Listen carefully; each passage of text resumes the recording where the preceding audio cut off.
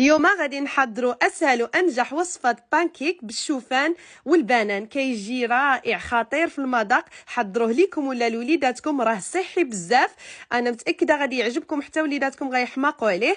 قدموه لهم مع زبده القوقاو كما كنقولوا بالوجديه ولا الكاوكاو.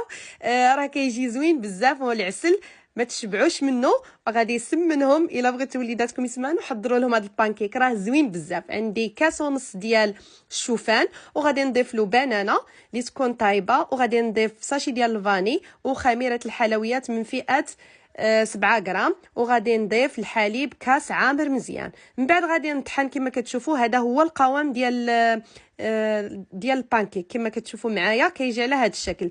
من بعد كنجيب واحد المقيله كنسخنوها شويه وكنبقاو نطيبوا على نار متوسطه، غيبانوا لنا دوك الفقاعات كنقلبوها باش تاخذ هذاك الشكل زوين ذهبي. ومن بعد كنقدموه، راه كيجي رائع. حضروه لوليد